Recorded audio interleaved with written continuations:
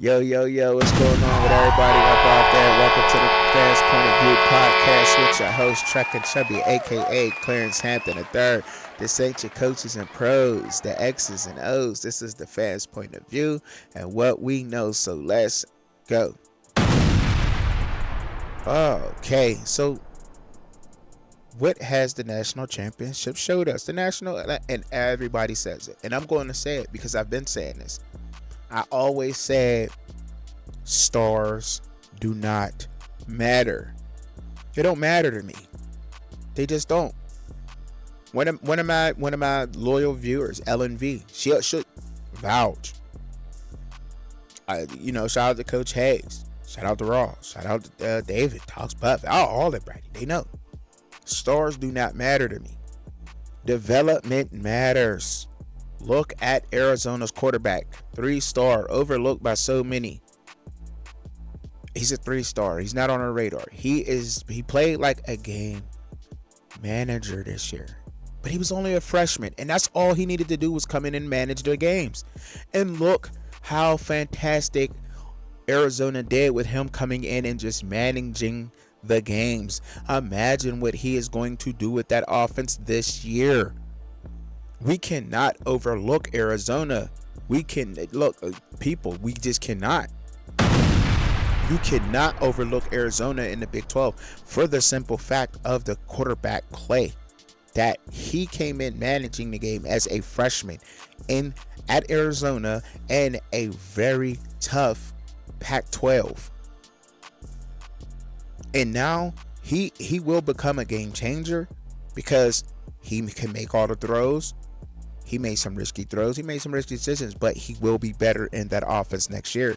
Now, teams had film on him all last year. They had film on him. Oklahoma had film on him in the bowl game. He lit them up. Big, and they did have some weapons at receiver. They will get better. Arizona will become better. They are a force to be reckoned with, and let's not sleep on that. But stars don't matter. The quality of your player matters, not the quantity of players you can go get. Okay? And I want to say this for a lot of people out there because I got dragged for saying that losing the defensive coordinator for Colorado was not a big deal. And I know they'll be fine. The staff they have up there is amazing, so therefore they will be fine. But consistency matters, and that means for the coaches as well, for the staff as well, because these are young men finding themselves. Hell, some adults haven't found themselves yet, but these are young men finding themselves, just jumping into themselves and who they truly are, right? Trying to get better to become a professional athlete. Now, if you want an example of a prestigious program that does not have consistency and it matters if it doesn't matter, and I like all of college football. I do, I honestly do. But when you look at the Miami Hurricanes, that is the problem. There's no consistent the coaching staff. It's changing up so much. Leave the guys there that are there. Let's work with what we got. Let's keep that there for a couple of years. If it doesn't work, then we go. But there's no consistency in Miami. We've seen the changes happen. And if you're a Miami Hurricanes fan, then you know exactly what I'm talking about. You have to leave the guys in place to have things working. And I'm just saying that's an example of how important the consistency of having someone there matters. Now, I know I've already dived into talking about Charles Kelly and what he meant to Colorado. However, I don't think it's a big deal. It's only a big deal to us out here who report on sports and talk about sports, that it doesn't matter about him announcing the defensive coordinator. Is he not announcing the defensive coordinator because The defensive coordinator's not there. Is he not announcing a defensive coordinator for, strategic, a strategic move? Because let's just be honest. If he's not there, and I told you, and I said this before, it matters to get in there and get the work. Now all those D-backs, defensive backs that play excellent throughout the year under the tutelage of Charles Kelly and Deion Sanders, now have to learn and keep what Sanders taught them, which is awesome. Keep what Charles Kelly taught them, which is great. But now they have to go into another defense. A lot of people, it don't matter. If they can't learn another defense, then they don't need to play. Learning the new defense and learning new players that you're bringing in, again, is not the way to go. Now, and what do I mean by that? Let me explain this. What I mean by that is simply that the guys who played last year on a 4-8 team know the taste of being 4-8. They lost 8 games. They only won 4 games. They know they have that embarrassment in them, that fuel, that drive in them to want to be better, to not go down that rabbit hole again. Okay? When you bring in mercenaries again, out of the portal, will they have that same hunger to be great? Now we know some of these players will, and I think they did a decent job at bringing in guys who understand how it feels to be, on a losing team and to want to be better. And some people got punched in the mouth last year because they were not used to losing. But still, learning that whole new system and defense will matter. And no matter who comes in, it will matter. I don't know how much of a difference it's going to make right now. And I don't want to get in and trying to predict a record or an outcome of their season. But all I can tell you is that it will matter. Because consistency and your staff matters. Now, they started working on a new offense, but you can argue that their offense they're still learning the offense, right? Under Pat Schumer, right? You can argue that too. And I'm sure that at some point, that I think will be more of a plus side for Colorado than anything. You know what I'm saying? Because of the fact a lot of people, didn't actually see enough film. I don't think they've seen enough film on the Pat Schumer offense, to be honest. And he will make the proper adjustments, so he's good for that. Who comes in at defensive coordinator, right?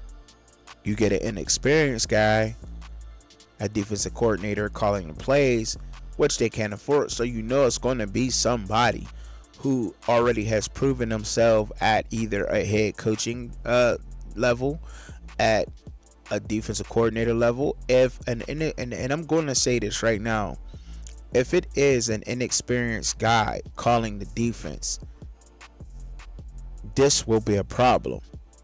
For the simple fact, you already have great college football minds. You already have coaches that has not even received their flowers just yet. There is a huge incline in coaches who are coming up in college football right now who have not been recognized for what they have done throughout this year, such as Northwestern's coach, bringing them at a 8-5 ending record and beating Utah in a bowl game, one of the Pac-12's heavy hitters.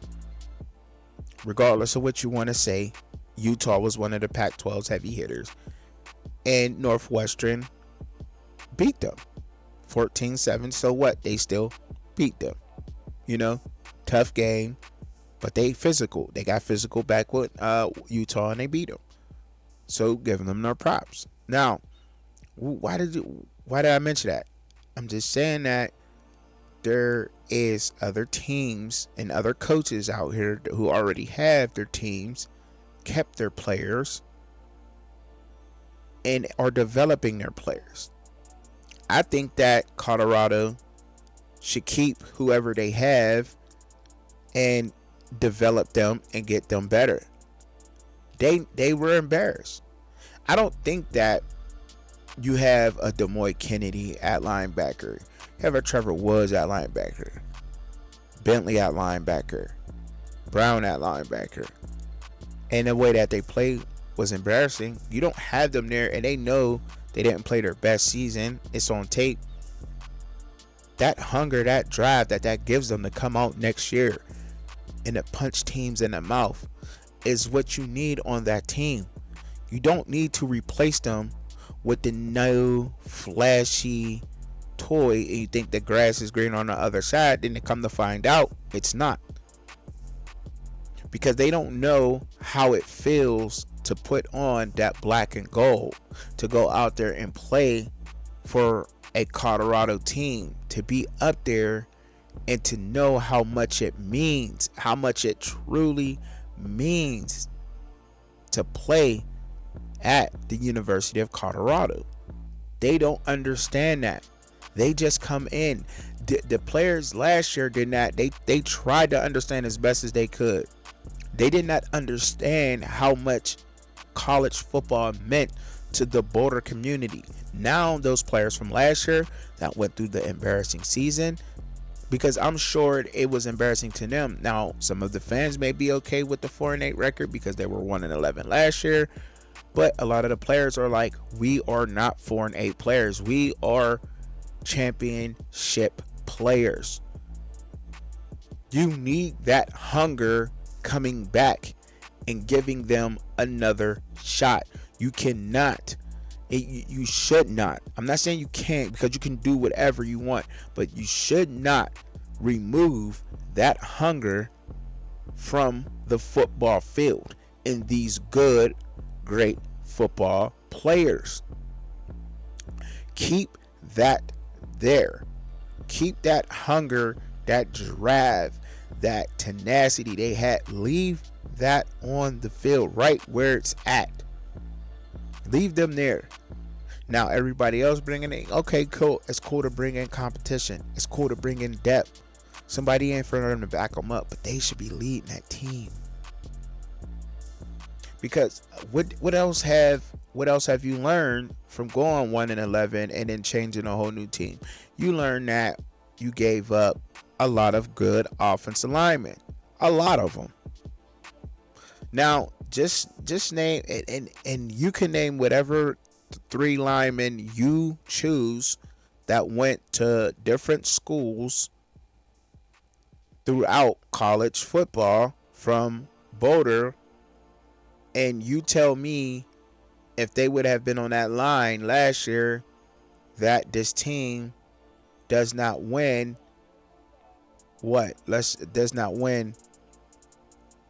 not 8-9 games. Just tell me that, and I'm gonna argue that. I'm waiting for it. Tell me that. Get it down. Put it down in the comments. That changes everything. That changes everything. Now look, we can't go into the past. We don't travel into the past. Let's look for the future. We know that offensive line had problems. We know the offensive line had problems. They know they had problems. We know Savion Washington knows how he played last year. He knows that he don't want to perform like that ever again, but he knows how to fix that now. So yes, leaving him there where he's at and having him compete for that job is great. Don't put a lot of these players back into the portal. Don't let them go into the portal. Yeah, bring in, plug and play the guys that you need to bring in for competition and so forth and so on, but do not replace your team again with the portal. Don't ask for that. They don't know how it feels to be in Boulder and how much it means to y'all out there, to the Boulder community. They don't know how that feels. They haven't lived out there for a year yet. And that's no disrespect to anybody who just came in, no matter how great they are or whatever. They don't know how it feels to live there a whole year and to have a losing season, to see the Colorado Buffalo kids fans, their faces, the tears, the cries, the chants, the happiness, whatever. They have not seen what happens in that town. They only could go off hearsay, and nobody really cares to hear about it. Some people need proof. Some people need to see it done, and that's what the old team has, and that's what is going to get Boulder over the hump. That is what is going to bring a great football team back to Boulder, Colorado, is bringing these guys back who made mental mistakes, mental errors, who know they embarrassed themselves on the field. We do not have to call names, who did not play perfect games, who led a lot of penalties, who can fix that. Bring those guys back, man. Bring some of those guys back, man. You know, come on, man. Cause bringing in somebody else just don't know what it is. I know how they know how it feels to be on a losing team somewhere else where they lived that for a whole year, but they don't know what it means to be a Buffalo just yet. No matter how much they want to say it, they just don't. Let's be honest about that. Moving on.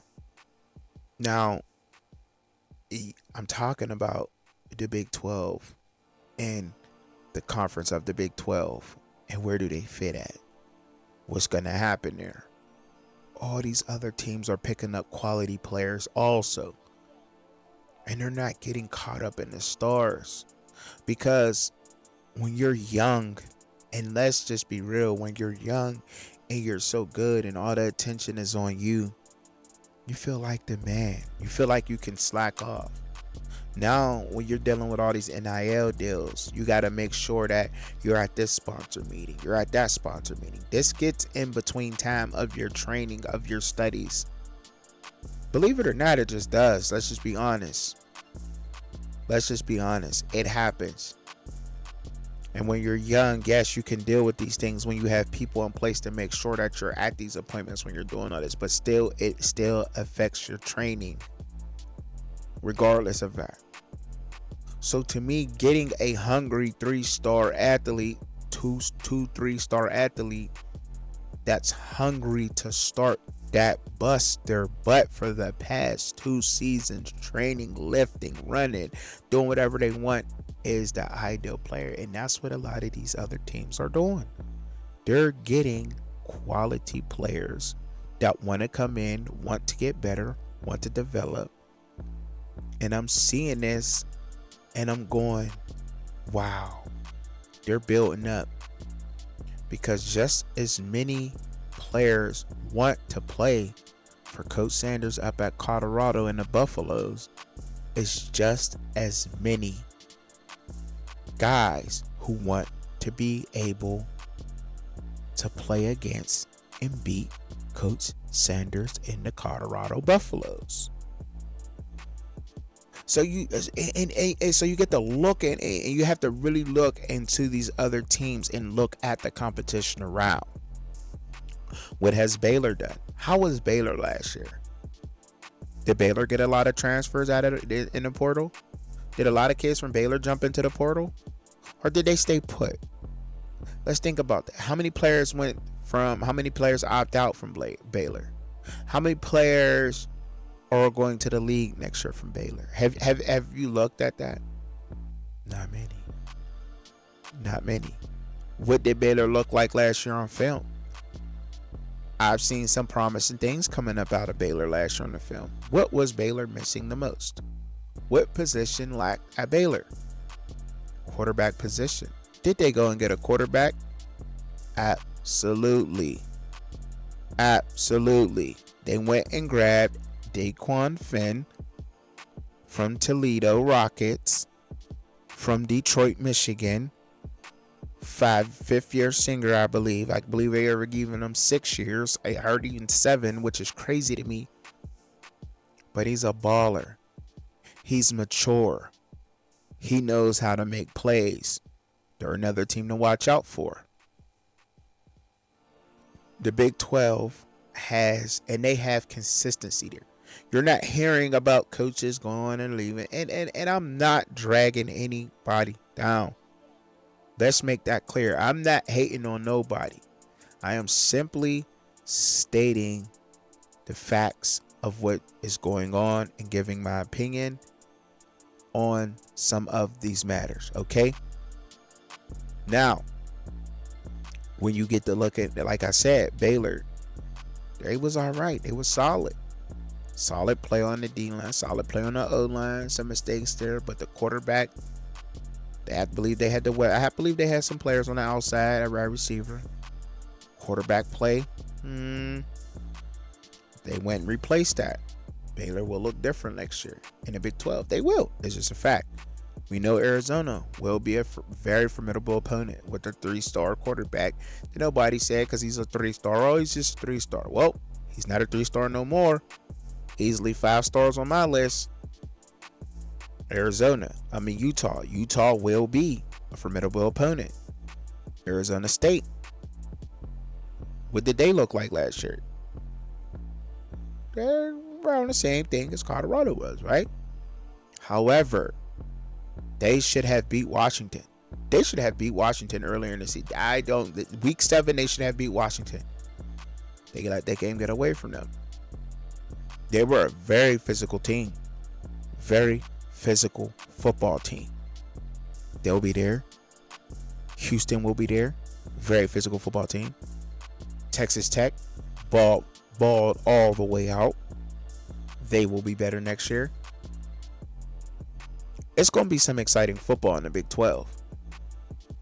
But all I'm trying to say is that, what do we know that it's going to hurt? Just think about that. I'm giving you a lot of reasons why having a new coordinator and bringing him in as early as possible. I don't care if he's announced. Is he there and is he working with the players? That's all we're asking. That's all I'm asking. I don't care about who else wants to know. Is he there and is he working with the players? That's it. Because it matters, especially the Big 12 that you're going into, the new Big 12 that they're going back to, wherever.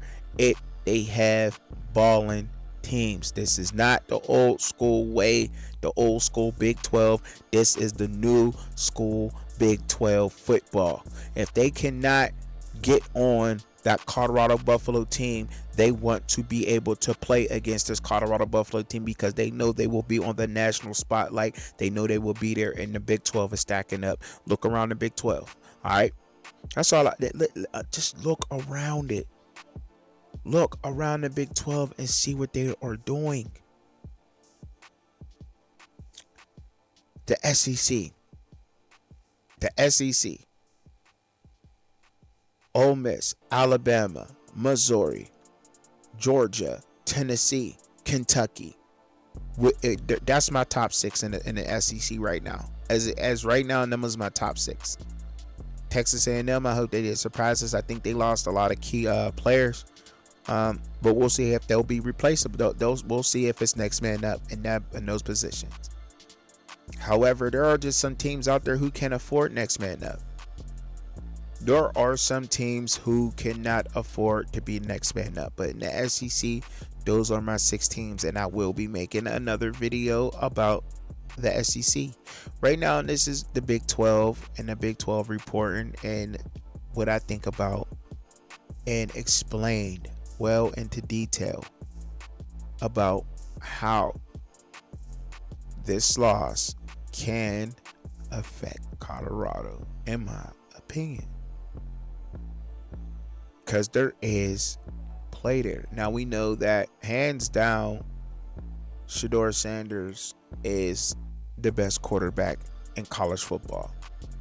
Why do I say that? Because for him to be the most sacked quarterback, for him to take the most punishment that he made and to finish in the top 10 in stats in the NCAA, being the most sacked and stepping up into throws, eluding throws. He didn't shy away from throws. You see what happens when quarterbacks are under pressure. That's not going to happen to Shedeur. Just give him enough time. Hold your man. Give him enough time to make a play. He'll make the play. All right, and that's why he's the best quarterback to me right now, because when pressure comes to him, he balls out. And that's what you also see out of the young man in Arizona.